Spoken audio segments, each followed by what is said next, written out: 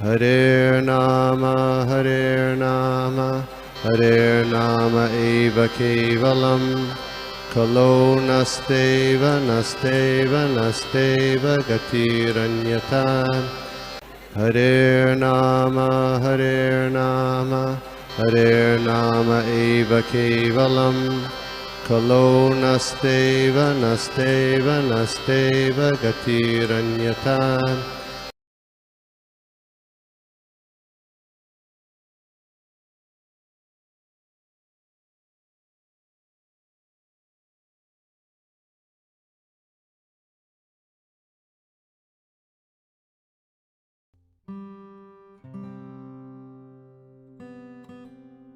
हरे कृष्णा प्रभु जी, हरे कृष्णा माता जी, दंडवत प्रणाम।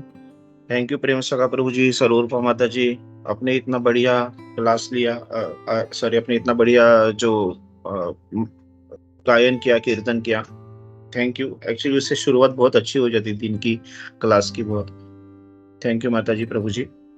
एंड सभी डिवोटीज आपके सामने सनातन निताई दास का आपको हार्दिक प्रणाम, हार्दिक दंडवत प्रणाम। तो आज हम लोग देख रहे अध्याय कैंटो दूसरे का अध्याय 5वां, श्लोक संख्या 14। नमो विष्णुपादाय कृष्णप्रेष्ठाय भूतले श्रीमते भक्तिवेदांत स्वामिनीति नामिने। नमस्ते सारस्वते देवे गौरवाणी प्रचारिणे निर्विशेष शून्यवादी पाश्चात्य देशतारिणे। जय श्री कृष्ण चैतन्य प्रभु नित्यानंद, श्री अद्वैत गदाधर श्रीवास आदि गौर भक्त वृंदा। हरे कृष्णा कृष्ण कृष्ण हरे हरे, हरे राम राम राम हरे हरे। ओम नमो भगवते वासुदेवाय, ओम नमो भगवते वासुदेवाय, ओम नमो भगवते वासुदेवाय। नारायणं नमस्कृत्यं नरं चैव नरोत्तमं, देवीं सरस्वती व्यासं ततो जयमुदीरयेत्। नष्टप्रायेषु अभद्रेषु नित्यं भागवत सेवया, भगवती उत्तम श्लोके भक्तिर्भवति नैष्ठकी।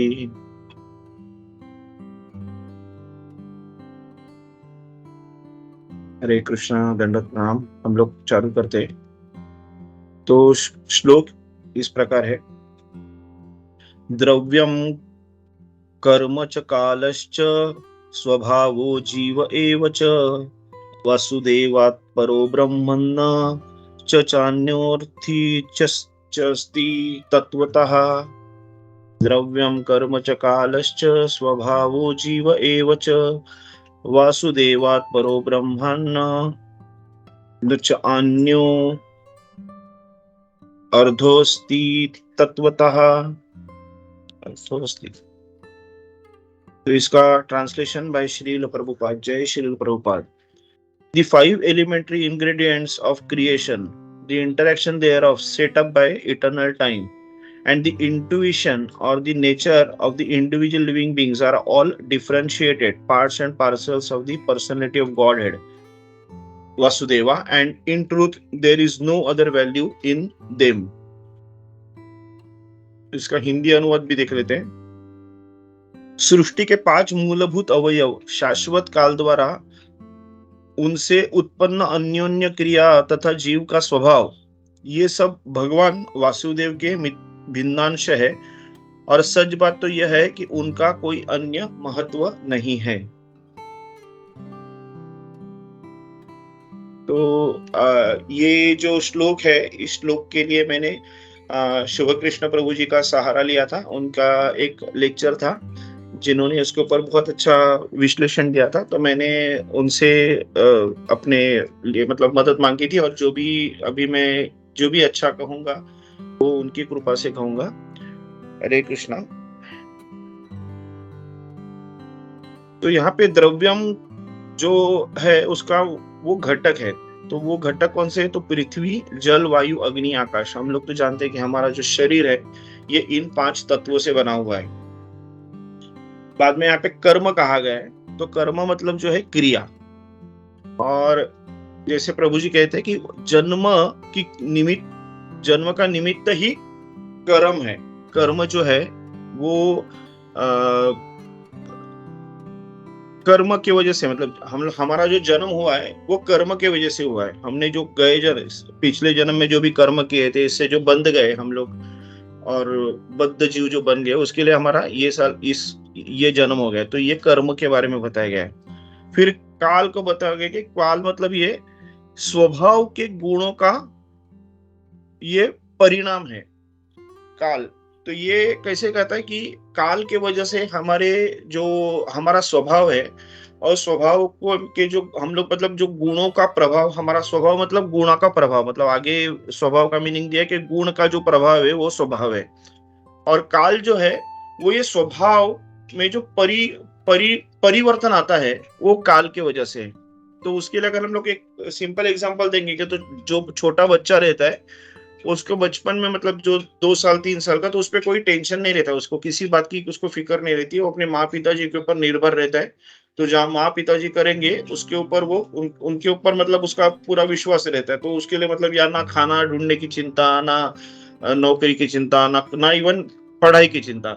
2 साल के 3 साल के बच्चे, जैसा वो बच्चा बड़ा हो जाता है 5-6 साल के बाद, तो फिर उसको एटलीस्ट स्कूल की चिंता, पढ़ाई की चिंता, क्योंकि उसमें अभी कर्म का उसमें अभी इच्छाएं बढ़ती जा रही है, उसकी आकांक्षाएं बढ़ती जा रही है। तो उसके वजह से उसमें वो गुणों का, उसका जो स्वभाव है उसमें परिवर्तन आता है।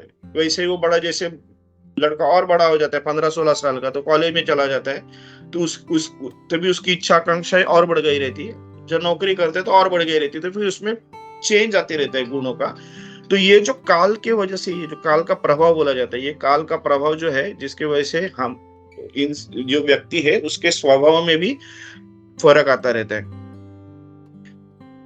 और काल का दूसरा भी एक ये देता है कि काल जो है वो फिक्स रहता है, मतलब कोई भी चीज अगर हम लोग कुछ करने जाएंगे वो काल के हिसाब से होगी, अपने हिसाब से नहीं होगी।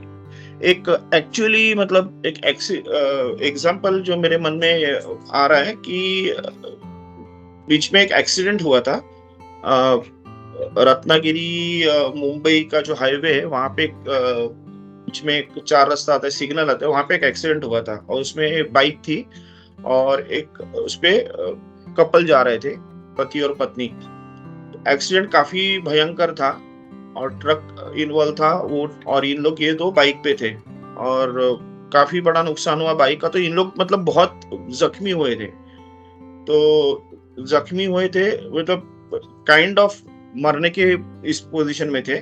लेकिन उधर के जो लोग थे उन्होंने बहुत मेहनत करके उनको हॉस्पिटल वगैरह में पहुंचाया। और उसमें एक जो बंदा था उसने बहुत ही मेहनत की थी इन दोनों के लिए।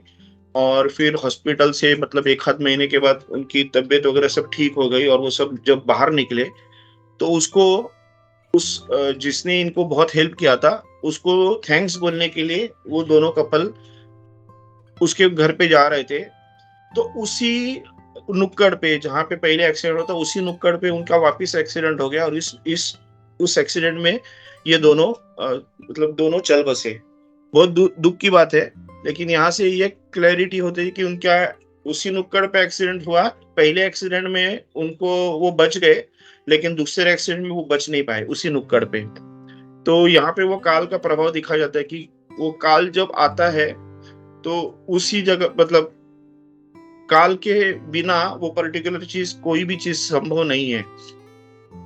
हम लोग के लिए एक एग्जांपल हम लोग देखते ही है कि वो जो चिड़िया थी, वो चिड़िया जब एक पेड़ पे बैठी थी, उस पेड़ के नीचे से जब यमराज जा रहे थे उनकी नजर उस चिड़िया पे पड़ी, और उसने थोड़ा सा एक काइंड ऑफ आश्चर्यचकित या वक्र दृष्टि से उस चिड़िया को देखा और वो वहां से चले गए।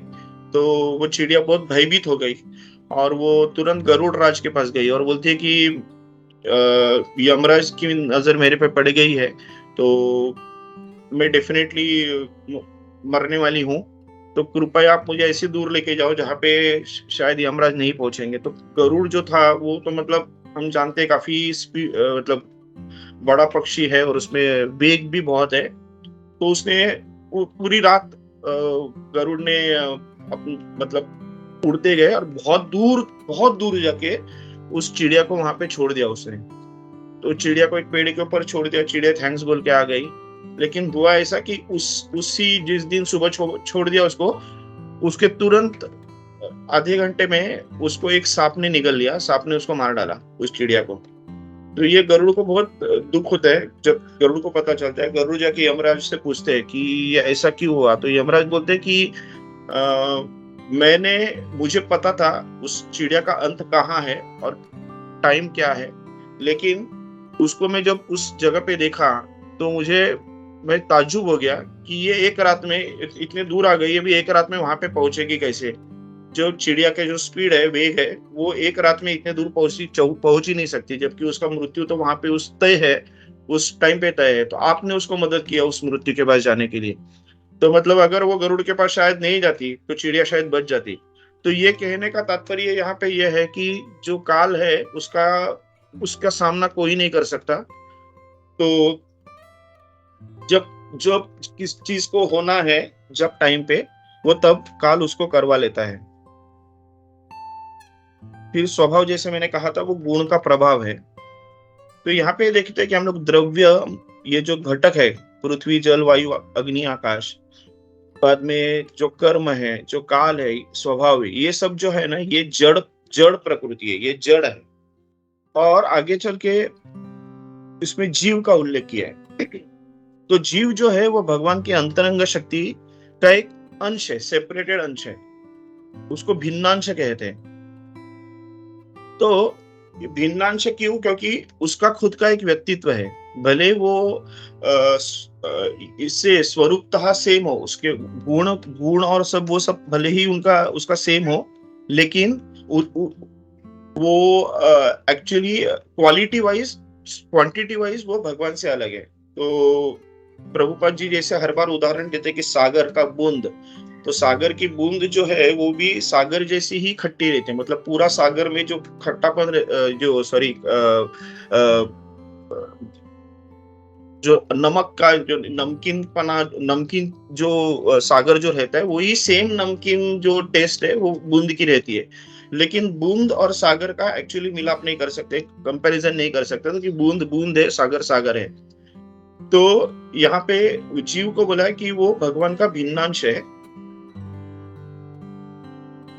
तो ये सब आगे चल के ये सब कह रहे हैं कि ये भगवान से आए हैं। तो यहाँ पे जब हम लोग ये श्लोक देखते हैं कि सच बात तो यह है कि उनका कोई अन्य महत्व नहीं है, ये सब भगवान वासुदेव के भिन्नांश है। और सच बात यह है कि उनका कोई अन्य महत्व नहीं है। तो यहाँ पे ये बात कही जा रही है कि जब ब्रह्मा जी जब नारद को कह रहे हैं कि ये जो सब जो जीव आ रहे हैं, जो भगवान के वजह से है, तो उसके लिए उनमें वो पर्टिकुलर चीज का महत्व है। लेकिन जैसे हम लोग उनको अगर भगवान से दूर करेंगे तो उनका वैसा देखेगा तो उनका कोई भी महत्व नहीं है। यो सब हम लोग हर चीज को देखते हैं कि हम लोग कोई भी चीज, हमारे लाइफ में आने वाली चीज, हमारे जो भी हम लोग खाना खा रहे हो, जो भी हम लोग कार्य कर रहे हो, उसमें अगर भगवान नहीं रहेगा तो ये सब पूरा जो कार्य है, जो भी हमारा जो कृति है, वो पूरा विफल है, उसमें कोई मतलब नहीं है। तो उसका ये कहे कि अगर इन सबको भगवान से अलग समझेंगे तो उसका कोई मतलब नहीं। तो हम मतलब हर चीज के लिए भगवान पे हम लोग निर्भर है, हम लोग हर चीज पे भगवान पे डिपेंडेंट है, और ये हम लोग को मान लेना चाहिए। जो मानते नहीं है वो माया के जाल में फंसे हुए लोग रहते हैं। तो वासुदेवम सर्वम इति स महात्मा स दुर्लभ, तो ये क्लियरली बताया गया है कि जो भगवान वासुदेव को सर्वम, जो अपने पूरे लाइफ का होल एंड सोल समझ लेता है कि मैं पूरी तरह जो वासुदेव पे दुर्लभ डिपेंडेंट हूँ, ऐसा जो महात्मा है वो बहुत दुर्लभ है, सुदुर्लभ है।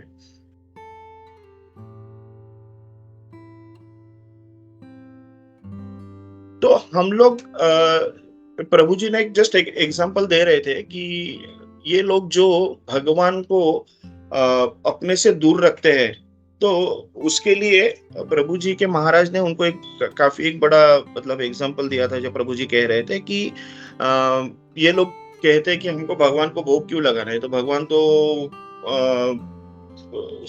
एवरीवेयर है, he is the supreme personality है, तो उसको भोग लगाने की जरूरत है। वो तो मतलब सुप्रीम है, वो तो सब कुछ, उनको जब मन चाहे वो खा सकते हैं, जब मन चाहे वो जो भी चाहे कर सकते हैं, तो उसको भोग लगाने की क्या जरूरत है। तब उनको प्रभु जी को महाराज, मतलब महाराज जब उन लोगों को बता रहे थे कि आप जब भी किसी के लिए कुछ करते हो तो आप कैसे लोगों के लिए कुछ करते हो, कि जो आपके लिए कुछ कर रहे हैं, जो आपके लिए मतलब आपको बहुत हेल्प करते हैं, तो उनके प्रति आप एक आदर व्यक्त करते हो, उनके प्रति आप एक प्रेम व्यक्त करते हो।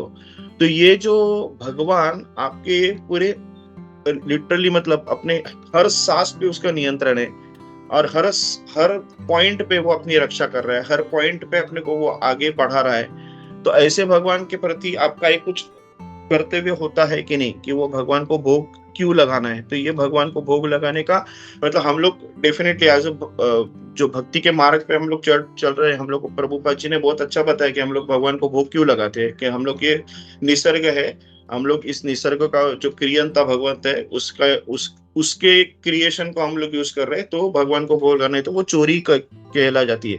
लेकिन ये जो कर्मी लोग थे उनको प्रभु जी ने एक अलग तरीके से उनको सिखा दिया था, अलग तरीके से उनको बता दिया था कि जो अपने लिए कुछ करता है, कुछ मतलब उसके लिए भी हम लोग अपना जी जान देते हैं। यहाँ पे तो भगवान है जो पूरे अपने एंटायर लाइफ उसके ऊपर निर्भर है, तो उसके लिए हम लोग सिंपल भोग नहीं लगा सकते क्या। तो यहाँ पे यही कह रहे हैं कि ये जो पूरा जगत है उसका अधिष्ठान जो है वो भगवान है, और उनसे अतिरिक्त कुछ नहीं है। किसी वस्तु का अर्थ संबंध भगवान से अलग दिख रहा है तो वही माया है। तो यहाँ पे प्रभु जी ने माया का एक डेफिनेशन बहुत बहुत अच्छी तरह से बताया था। वो बोल रहे हैं कि किसी भी वस्तु का संबंध अगर हम लोग भगवान से दूर कर देंगे या भगवान से अलग दिखा देंगे, तो वो समझ लो कि वो माया है। और भगवान के संबंध ना देखने के कारण ही भोग वृत्ति का निर्माण होता है। तो फिर हमारी जो भोग वृत्ति निर्माण होती है, हम लोग जो इंद्रिय तृप्ति की बात करते हैं, वो इंद्रिय तृप्ति इसीलिए होती है कि हम लोग भगवान से खुद का संबंध ये कर लेते हैं, अलग कर लेते हैं। And you live only once, वैसे जैसे कुछ फालतू चीजों से हम लोग खुद को अटैच कर लेते हैं। और वो जो लोग बात करते हैं उनको मतलब कि हाँ जिंदगी की ना मिलेगी दोबारा, इस टाइप का, तो जिंदगी पूरी तरह से मौज मस्ती में जियो, खुश रहो, सुखी रहो, इस टाइप के हम लोग एक गलत फिलोसफी की धारणा लेके बैठते, क्योंकि हम लोग ने खुद को भगवान से अलग किया है। लेकिन जो भगवान के मार्ग पे चलने वाले लोग हैं, जो जो भक्त है, उनको क्लियर मालूम है कि हम जो है वो भगवान से अभिन्न है, और हमारी जो भी इंद्रिय है, हम इंद्रियों को एक मर्यादित स्वरूप में यूज करके बाकी की पूरी जो इंद्रिय है वो भगवान की सेवा में लगानी है।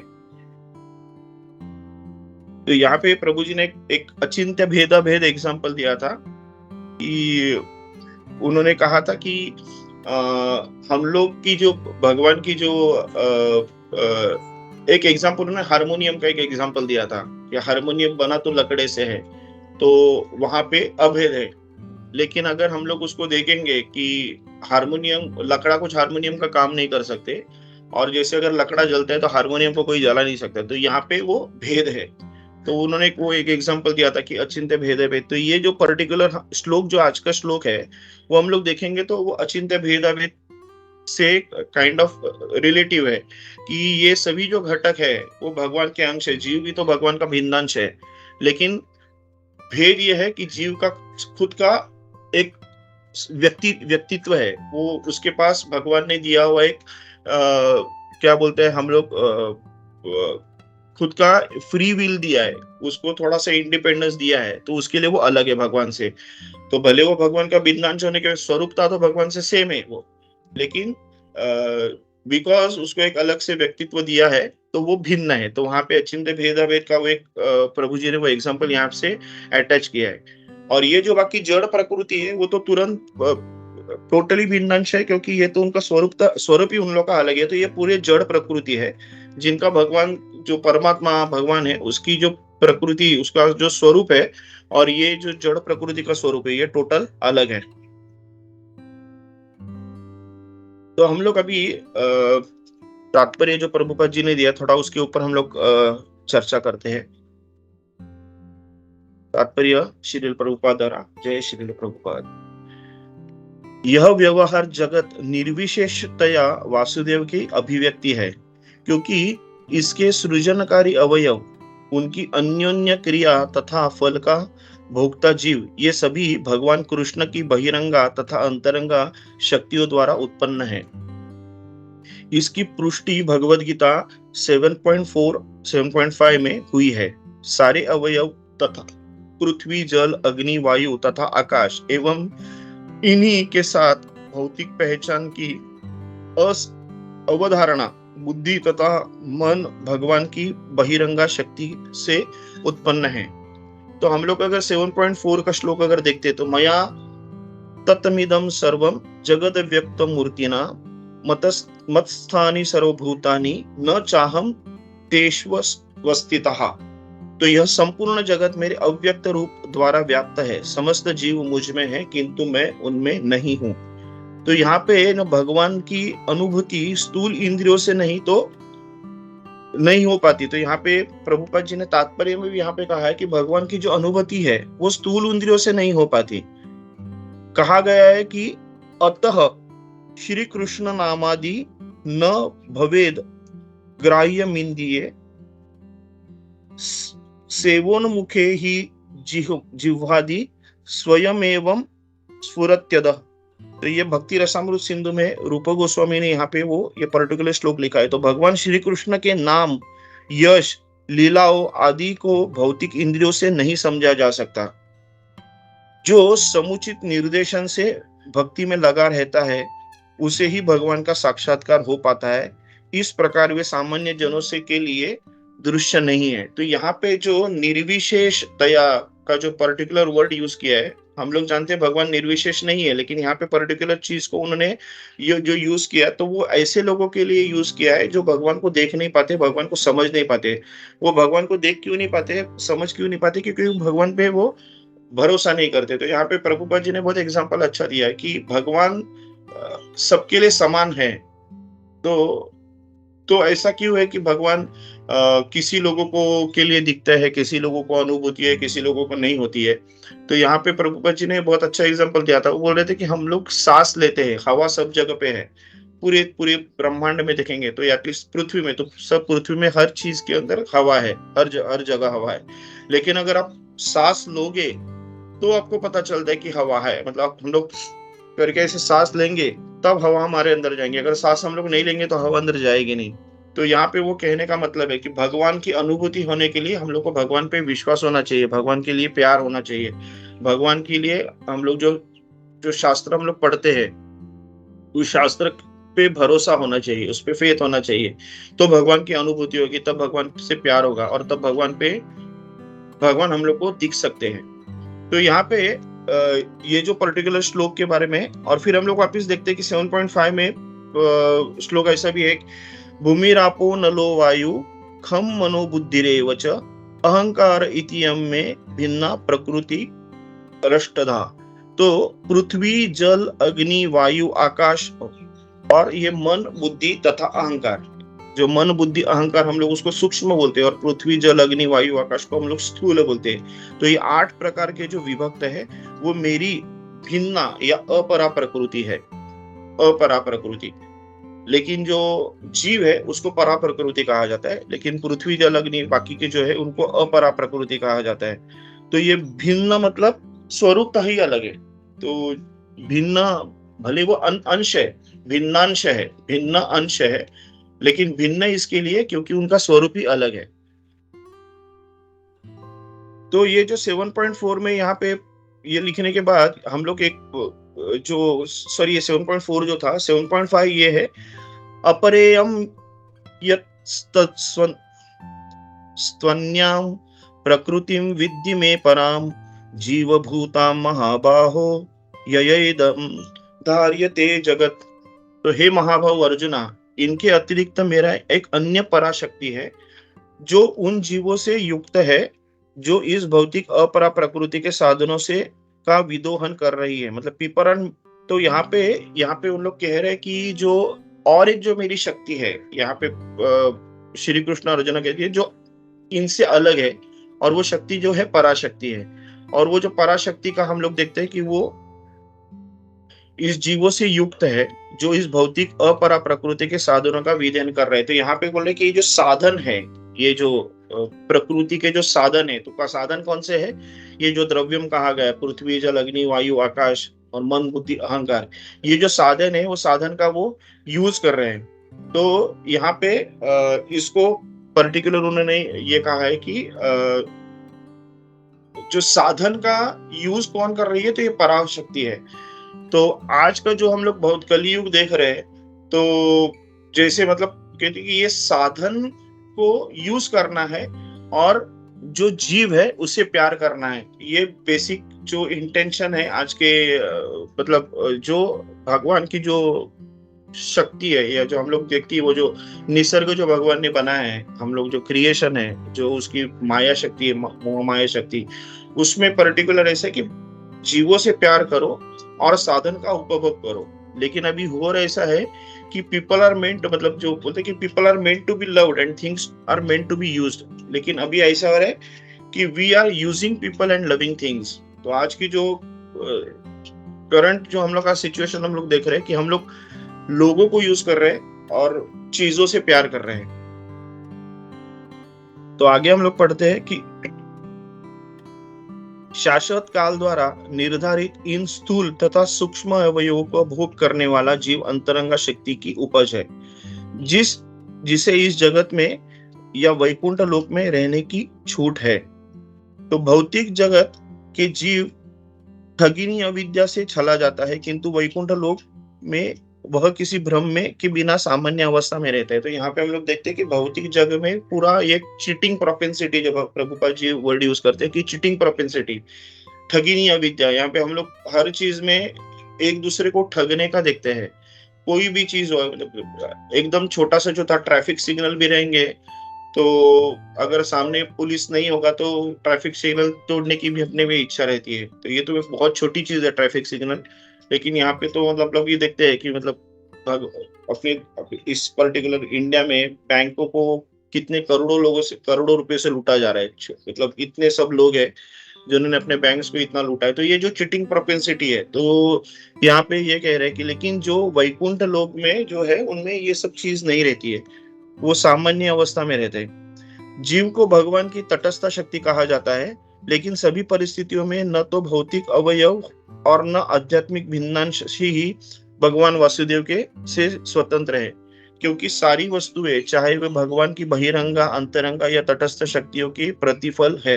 तो यहाँ पे क्लियर कट दिखा है कि ये सब, जब सब कुछ भगवान की शक्ति है, या तो वो फिर भगवान की अंतरंगा शक्ति हो या तटस्थ शक्ति हो या बहिरंगा शक्ति, वो भगवान की ही शक्ति है। तो जो भी इस पर्टिकुलर ब्रह्मांड में हम लोग को जो भी चीज दिखती है, जो भी चीज आंखों से दिखनी हो या आंखें से ना भी दिखती हो, जो लेकिन जो इस पर्टिकुलर ब्रह्मांड के अंश में है, ब्रह्मांड के पार्ट में है, वो सब कुछ भगवान से ही बनी है। तो ये भगवान के ही कारण है। तो भगवान ही कारणों के कारण, परम कारण जो कहा जाता है उसके लिए। तो क्योंकि सारी वस्तुएं चाहे वो भगवान की, हाँ, तो उसके लिए उसी तरह भगवान के तेज के प्रदर्शन है। तो यहाँ पे बोलते हैं कि ये जो अग्नि है, अग्नि को हम लोग अगर देखेंगे तो प्रकाश, उष्म तथा धुआं एक ही अग्नि के प्रदर्शन है। तो प्रभु जी ने इस प्रकाश, अग्नि और धुआं को थोड़ा सा एक तरीके से डिफरेंशिएट किया कि प्रकाश को अगर देखेंगे तो वो अंतरंग शक्ति है, और जो उष्म जो है, वो जो अग्नि के इससे दिख रहा है, तो वो जो है वो उष्म जो है वो बहिरंग शक्ति है, सॉरी वो तटस्थ शक्ति है। और जो धुआं जो है वो बहिरंग शक्ति है, क्योंकि वो थोड़ा सा अग्नि से दूर रहते हैं। तो प्रकाश, उष्मा और धुआं को इस तरह से प्रभु जी ने उसको डिफरेंशिएट किया अग्नि के। तो इनमें से कोई अग्नि से भिन्न नहीं है, सभी मिलकर अग्नि कहलाते हैं। लेकिन भले तो यहाँ पे वो अचिंत्य भेदाभेद, ये यहाँ पे भी हम लोग यूज करते हैं कि तीनों अग्नि की उपज है, लेकिन अगर देखेंगे स्वरूप तो तीनों का अलग है अग्नि से। तो इस प्रकार सारी व्यवहारिक और अभिव्यक्तियां तथा वसुदेव के शरीर का तेज उनके निर्विशेष गुण हैं, जबकि भगवान उपर्युक्त भौतिक अवयवों की अवधारणाओं से सर्वथा पृथक सच्चिदानंद विग्रह नामक अपने दिव्य रूप में रहते हैं। तो ये जो भगवान को हम लोग कहते हैं कि सच्चिदानंद विग्रह सर्व कारण कारणम, तो ये जो भगवान और ये हमारी जो अभी की खुद की जो प्रकृति हम लोग को जो शरीर मिला है वो असच्चिदानंद है, तो ना सत है ना आनंद है, तो ना सत ना चित ना आनंद, तो हम लोग जो है असत अचित और अनानंद, तो ये टाइप का हमारा जो आज का खुद की हमारी जो प्रकृति है। और हम लोग को ये हुआ ऐसा है क्योंकि हम लोग माया से बद्ध है और हमारे इच्छाओं से हम लोग पूरी तरह से घिरे हुए हैं। और ये इच्छा जो है वो इच्छाओं को हम लोग अगर कर्ब करेंगे, इच्छाओं को हम लोग कंट्रोल करेंगे और अपनी इंद्रियों को अगर भगवान के प्रति लगा देंगे, तो हमारी इच्छाएं जो है वो भगवान के प्रति रहेगी। और भगवान से प्रति अगर हम लोग इच्छाएं रख जाएंगे तो हम लोग भगवान के लिए अपना जो हमारा जो जीव है वो एक्चुअली भगवान के अंश होने की वजह से वो भगवान से ही भगवान के पास जाने की उसमें इंटरेस्ट रहता है। लेकिन अभी हो रहा है कि हम लोग वो जो है वो एक पर्टिकुलर अपने माया से घिरा हुआ है, इच्छाओं से घिरा हुआ, उसके लिए वो अपना जो एक्चुअली उसका जो स्वरूप है कृष्ण नित्यदास, उससे वो दूर रह गया है। क्योंकि वो जैसे हम लोग, मतलब मैं भी एग्जांपल देता हूँ हर बार कि मैग्नेट को जो आयन फाइलिंग जो रहते हैं उनका, वो मैग्नेट को चिपकते हैं, वो उनका प्रॉपर्टी है। लेकिन वही फाइलिंग्स को अगर हम लोग 2-4 फाइलिंग को अलग करके उनको किसी प्लास्टिक के थैली में अलग रख देंगे, प्लास्टिक के बक्से में, तो उनके पे वो मैग्नेट का असर नहीं काम करेगा क्योंकि वो उस पर्टिकुलर प्लास्टिक से घिरे हुए हैं। तो यही यहाँ पे मतलब प्रभु जी कह रहे हैं कि हम लोग जो जीव जो है उसका, और हम लोग ने प्रभुपाद से भी सुना है कि जीव का जो स्वरूप जो है वो कृष्ण का नित्य दास है। और कृष्ण का नित्य दास मतलब कृष्ण के लिए हमारे में प्रेम है, कृष्ण के लिए हमारे में जो सेवा करने की, हमारे में कृष्ण की सेवा करने की हमारी एक्चुअली प्रॉपर्टी है। लेकिन हो ऐसा गया है कि हम लोग ये पूरे माया से या इच्छाओं से इतने घिरे हुए हैं कि हम अपने जो इंद्रियों का जो यूज है वो सिर्फ अपनी इच्छा तृप्ति के लिए कर रहे हैं, इंद्रिय तृप्ति के लिए, इच्छा तृप्ति के लिए कर रहे हैं। तो उसके वजह से हमारे में भगवान के प्रति और भगवान के प्रति जो प्यार है और भगवान के प्रति जो हमारे लिए जो आसक्ति है जो एक्चुअली होनी चाहिए, वो अभी हमको नहीं, मतलब हम पे नहीं हो रही है, काम नहीं कर रही है, क्योंकि हम लोग उस इच्छाओं से घिरे हैं। तो हम लोग को बेसिकली क्या करना है कि हम लोग को जितना हो सके कि अपने को इंद्रियों को भगवान के लिए यूज करना है। क्योंकि हम लोग each and every part of our body, each and every item which we see in this entire world, or even what we do not see is because of Krishna. तो ये हम लोग को पूरी तरह से मतलब मन में रखना है, ध्यान में रखना है कि जो कुछ है वो भगवान के वजह से, और जैसे हम लोग खुद को भगवान से अलग कर देंगे तो हम लोग का एक्चुअली कोई वैल्यू नहीं है। क्योंकि फिर तभी हम लोग को माया बराबर पकड़ लेगी और अपने हिसाब से घुमाती रहेगी और फिर हम इसी जन्म मृत्यु चक्कर में घूमते रह जाएंगे।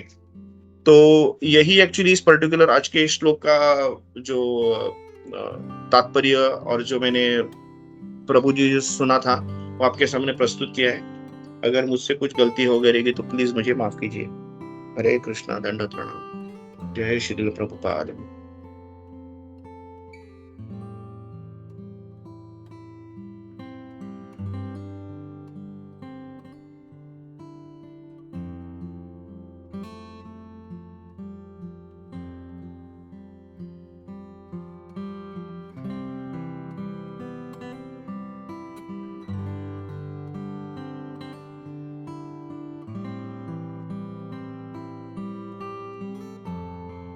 हरे कृष्णा प्रभु जी, दंडवत प्रणाम।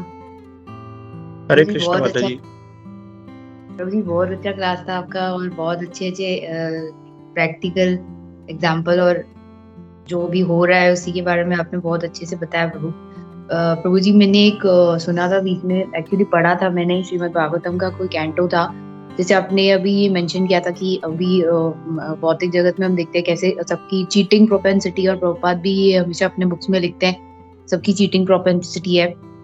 तो उसमें मैंने एक इंस्टाग्राम पे पोस्ट था वैदिक टेल्स का, जिसमें उन्होंने भागवतम का एक कैंटो का एक्सप्लेनेशन लिखा था कि कलयुग में क्या होगा कि जैसे हम देखते हैं अभी कितने सारे बिजनेसेस हैं वो सब ठग मतलब लोगों को ठग के ही पैसा कमाते हैं। तो वही लिखा हुआ था उसमें कैंटो के एक्सप्लेनेशन में कि कलयुग में यही काम रह जाएगा, यही होगा कि जो भी बिजनेसेस जो भी मतलब पैसा कमाएंगे। और जैसे हम देखते हैं एग्जांपल के तौर पे, हम कुछ भी मंगवाते हैं ऑनलाइन, तो बाद में हमको जब वो प्रोडक्ट मिलता है, उसके जितने आप पैसे उसको देते हो उसके हिसाब से वो प्रोडक्ट नहीं निकलता है, तो सब लोगों को लगता है कि हम ठगे गए हैं, वी आर चीटेड। तो यही लिखा हुआ था उसमें कि कलयुग में ऐसा ही होगा कि यही बन जाएगा मूल, ठग के ही पैसा कमाएंगे लोग। That is the way of business in Kalyuga. तो बस प्रभु ये मुझे शेयर करना था जो मैंने पढ़ा था। बाकी आपने बहुत अच्छे से समझाया क्यों सब में चीटिंग प्रोपेंसिटी है और कलयुग में यही होगा। तो थैंक यू प्रभु जी। हरे कृष्णा, धन्यवाद, प्रणाम। हरे कृष्णा माता जी, थैंक यू, आपने ये बहुत अच्छा एग्जाम्पल दिया था। यहाँ पे मतलब कल मैंने जो रेवती रमन प्रभु जी से सुना था कि वो कह रहे थे कि ये जो हम लोग जानते हैं कि चैतन्य महाप्रभु ने कहा है कि 10,000 साल तक ये सुवर्ण युग है। और हम लोग ने भी पहले देखा था कि जो कलियुग है, आज भी वो कलियुग द्वापर युग से हल्की तरह द्वापर युग खत्म हो रहा है और कलियुग शुरू हो रहा है। मतलब कलियुग अभी इन्फेंसी के स्टेज में, इन्फेंट है। और सिर्फ इन्फेंसी के स्टेज में भी आज हम लोग देख रहे हैं कि कितनी भयंकर अवस्था है। लेकिन जैसे चैतन्य महाप्रभु ने 10,000 साल तक ये सुवर्ण युग घोषित किया है, तो ये 10,000 साल के बाद मतलब 4,32,000 ईयर्स में से जो 5,000 गए, 4,27 में से और 10,000, 4,17,000 ईयर्स जो कलियुग का रहने वाला है, वो इतना सिर्फ अधर्म रहेगा उसमें। और मतलब एंड में तो कैनिबल्स होने वाले ये लेवल पे बताया गया है। तो हम लोग को मतलब इतना ही है कि ये जो 10,000 सुवर्ण युग जो चैतन्य महाप्रभु ने जो घोषित किया है, कृष्ण ने जो घोषित किया है, हम लोग को उसी साल में रह के इसी पर्टिकुलर ड्यूरेशन में भगवान की पूरी आराधना करके, भगवान की भक्ति करके भगवान के गोलोक में जाना है। हम लोग को वापिस यहाँ पे आना नहीं है और इस कलयुग में अपने को वापिस रहना नहीं है, इस कलयुग में वापिस जीना नहीं है। नहीं तो फिर क्या हालत होगी। आज ये पर्टिकुलर सिचुएशन में ही आज भगवान की भक्ति करने के लिए हम लोग को बहुत मेहनत करनी पड़ रही है। तो वो जब पूरा अधर्म हो जाएगा और कलयुग अपने ताकत में आ जाएगा, तब तो सवाल ही नहीं उठता है हम लोग भगवान की भक्ति कर पाएंगे। तो इट इज गुड कि make the best use of this particular era. Thank you माता जी, thank you. Hare Krishna. Thank you प्रभु। प्रभु जी कैनिबल्स का मैंने भी सुना था, अमोघलीदा प्रभु जी भी बता रहे थे कि आगे चल के वो कैनिबल्स बन जाएंगे। मतलब जो आप बोल रहे थे कि जो आगे के कैनिबल्स जब वो लोग बन जाएंगे घोर कलयुग में, तो कैनिबल्स क्या वो है क्या जो मनुष्य को खाते हैं? कैनिबल्स एग्जैक्टली मतलब समझ में नहीं आया, वो कैनिबल्स क्या होते हैं? यस माता जी, कैनिबल्स मतलब वही है जो इंसान जो है वो इंसान को खाते हैं, उनको कैनिबल कहा जाता है। नहीं तो प्रभु ये मतलब घोर कलयुग में ये स्थिति आ जाएगी ना? Right. Thank you so much Prabhu.